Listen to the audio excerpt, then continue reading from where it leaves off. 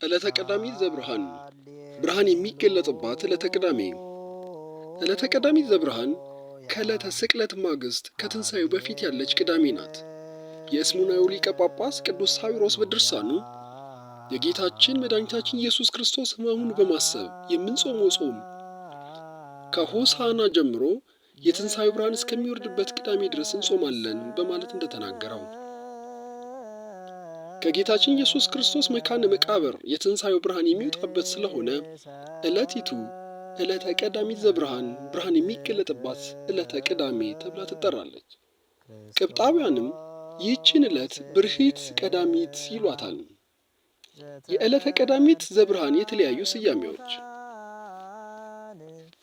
ዕለተ ቀዳሚት ዘብርሃን በቤተ ክርስቲያን ሊቃውንት ዘንድ በተለያየ ስያሜ ትታወቃለች።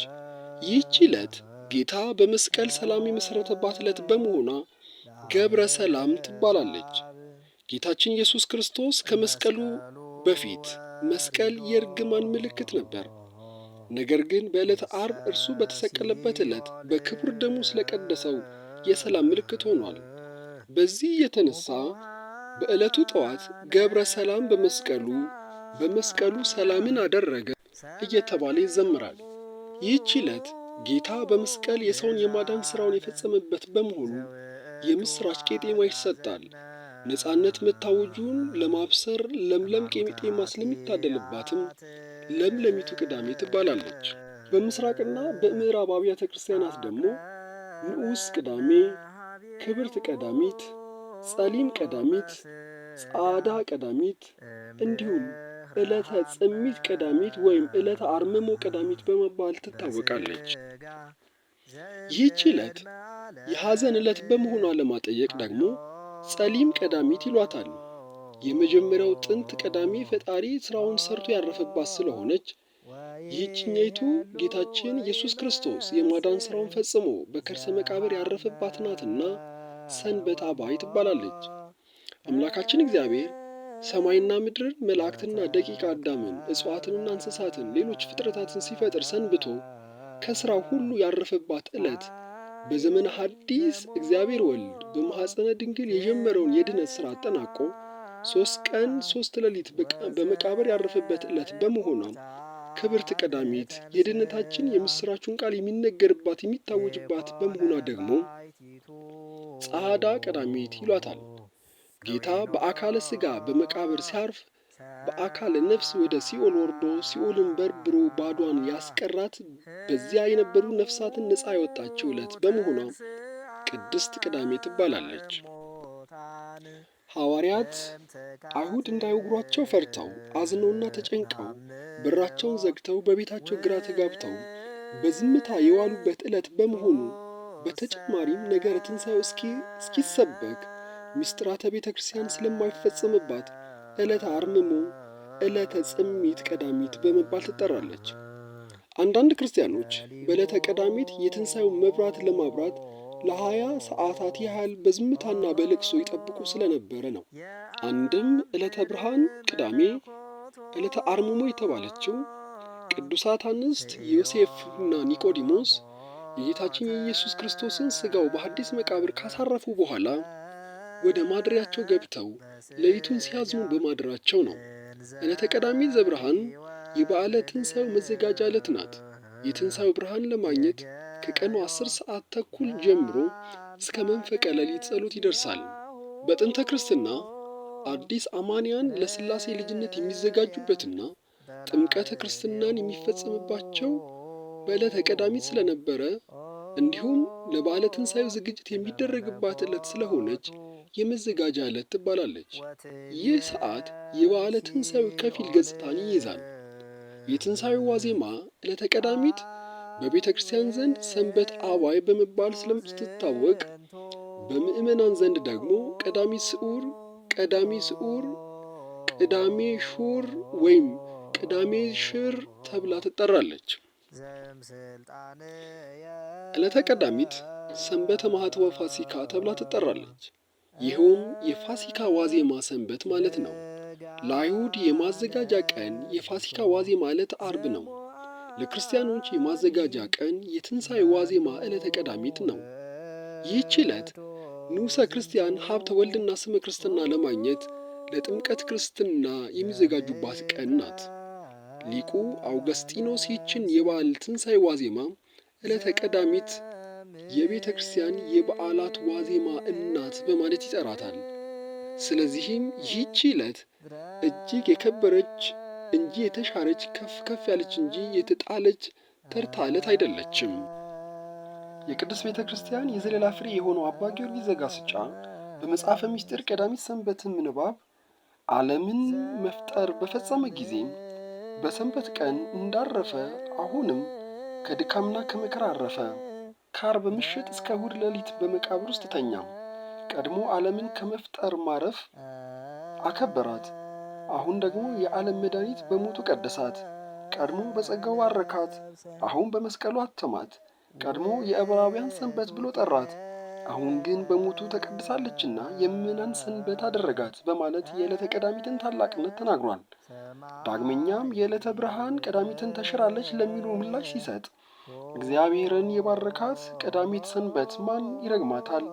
እግዚአብሔር የቀደሳትን ማን ያዋርዳታል? እግዚአብሔር ያረፈባትን ማን ሊሰራባት ይገባል? በማለት በጥያቄ ይመልሳል።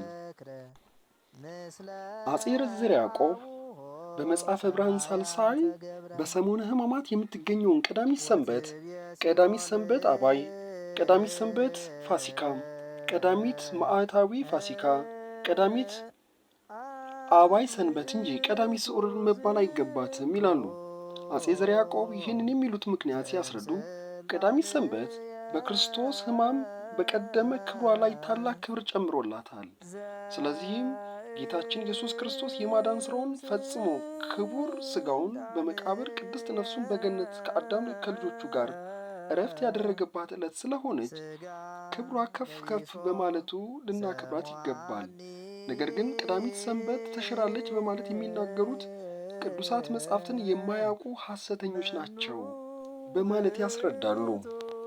ጌታችን ይህን መድኃኒታችን ኢየሱስ ክርስቶስ በዕለተ ዓርብ በመስቀል የጥል ግድግዳን አፍርሶ ሰላምን አድርጓል። ከዲያብሎስ ሹመቱን ሽሯል። በዕለተ ቀዳሚት ዘብርሃን ጌታችን ኢየሱስ ክርስቶስ በአካለ ሥጋ በከርሰ መቃብር፣ በአካለ ነፍስ በሲኦል፣ ከፊያታዊ ዜማ በገነት ከአብና ከመንፈስ ቅዱስ ጋር በሰማያዊ መንግሥቱ በክብር ዙፋኑ የነበረባት ዕለት ናት። ይህች ዕለት ስዑርነቷ ለጾም እንጂ ለሥራ አይደለም። ስዑር የተባለችውም ምንም እንደሆነ ባለመገንዘብ ብዙ ምዕመናን በሰሙነ ሕማማት ምንም ሳይሰሩ ሰንብተው በዚህች ዕለት የተለያዩ ተግባራትን ያከናውናሉ። ይህችኛይቱ ቅዳሜ ስዑር መባሏ በዓመት አንድ ቀን ስለምትጾም ነው። ዕለተ ቀዳሚት እንደ ሌሎቹ ዕለታት አትጾምም። ጌታችን ኢየሱስ ክርስቶስ በከርሰ መቃብር ካደረባት፣ ድህነት ከተደረገባት ከፋሲካዋ ዋዜማ ካለችው ከአንዲቷ ቅዳሜ በቀር ሌላ ቀዳሚት ከ7 ሰዓት በኋላ አትጾምም። የዕለተ ቀዳሚት ዘብርሃን ጾም የሚፈታው በዕለተ ትንሣኤ ሌሊት በ9 ሰዓት ላይ ነው። ዳግመኛም በቀዳሚት ሰንበት ፋሲካ ጾም የታዘዘው ጌታችን ኢየሱስ ክርስቶስ በመቃብር ስላረፈባት እንጂ የዕለቱ ክብር ስለተሻረ አይደለም። የዚህች ዕለት ሕያዋንና ሙታን ዕረፍት ያገኙባት ታላቅ ዕለት ናት። ስለዚህም መጽሐፈ ብርሃን በዚህች ዕለት ካህናት በየተራ በመተባበር ያለማቋረጥ ለእኛ ቤዛ ሊሆን የሞተውና የተቀበረው የአምላካችን ትንሣኤ ተስፋ በማድረግ እስከ ዕለተ ትንሣኤ መገለጥ ድረስ ዕጣን ማሳረግ ይገባቸዋል ይላል።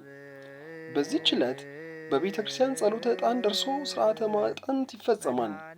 ከ30 ዓመት በፊት በዚህች ዕለት ጸሎተ ዕጣን ብቻ ሳይሆን ጸሎተ ቅዳሴ ተቀድሶ ሥርዓተ ቁርባንም ይፈጸም ነበር። ዕለተ ቀዳሚት ዘብርሃን የደስታና የሐዘን ዕለት ናት። በዕለተ ዓርብ በጌታ ላይ በደረሰው እጽዋቱ መከራ እጅግ እናዝናለን። በተፈጸመልን ድነት ደግሞ ንሴብሖ ለእግዚአብሔር ስቡሕ ዘተሰብሐ በማለት እናመሰግናለን። በዕለተ ብርሃን ቅዳሜ ገብረ ሰላም በመስቀሉ ትንሣኤሁ አግሃደ በማለት የምሥራች ቄጤማ እንሰጣለን። በሌላ በኩል ጌታ በከርሰ መቃብር ማደሩን በማሰብ እናዝናለን። ነቢየ እግዚአብሔር ቅዱስ ዳዊት በመዝሙሩ በምሴተ ሐሙስ በሐዋርያት ዘንድ ልቅሶ ይደረጋል፣ በጸብዓ እሑድ ተድላ ደስታ ይደረጋል በማለት እንደተናገረው በዕለተ ዓርብ ሕማሙንና ሞቱን ወደ ከርሰ መቃብር መውረዱን እያሰብን እናለቅሳለን። በዕለተ ቀዳሚት ደግሞ የነፍሳት ከሲኦል መውጣትን በማሰብ ሐሴት እናደርጋለን። አባ ጊዮርጊስ በመጽሐፈ ምስጢሩ እንዲህ በማለት ይገልጸዋል።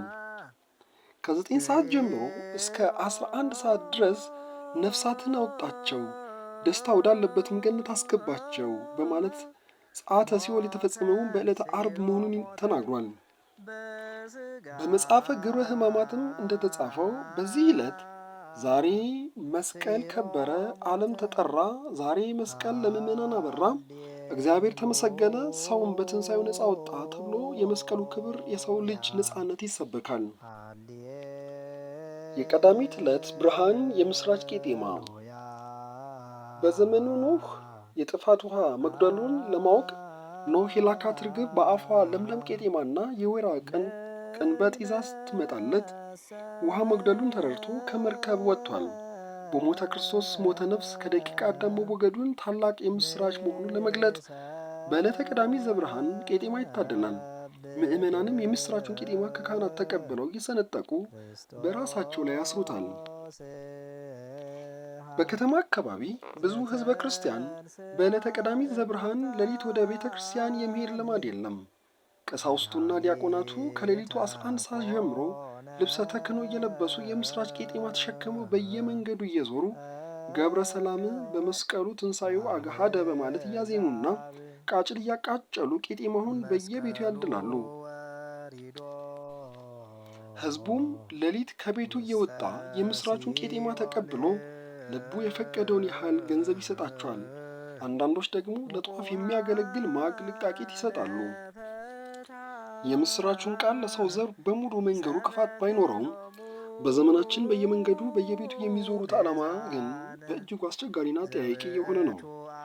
ምክንያቱም የምስራቹን ለማብሰር በየቤቱ የሚሄዱ ካህናት የቤቱን ባለቤቶች ሃይማኖት ለይተው ስለማያውቁ በሃይማኖት የሚያመስሉንን ሰዎች ቤት ሳይቀር ያንኳኳሉ። ይህም ደግሞ ለአጽራረ ቤተ ክርስቲያን ምቹ የጽርፈት መድረክ ይፈጥራል።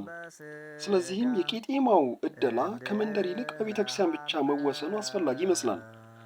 ይልቁንም ምዕመናን በዚህች ዕለት በቤተ ክርስቲያን ተገኝተው ሥርዓተ ጸሎትን ተሳትፈው የምስራቹን ቄጤማ ይዘው ወደ ቤታቸው ቢመለሱ ብዙ ያተርፋሉ።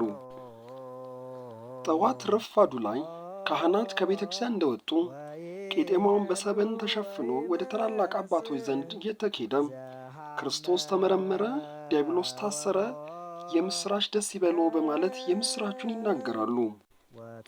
በአዲስ አበባ ከተማ ግን ከገዳማትና አድባራት ካህናት ልብሰ ተክህኖ ለብሰው ቄጤማውን በሰበን ሸፍነው መዘምራኑ ጥንገ ድርብ ለብሰው ወደ መንበረ ጸባዖት ቅድስት ሥላሴ ካቴድራል ቤተ ክርስቲያኒቱ ርዕሰ አበው ብፁዓን ሊቃነ ጳጳሳት እንዲሁም የገዳማትና አድባራት አስተዳዳሪዎች በአንድ ላይ እንኳን አደረሳችሁ በማለት ይሄዳሉ።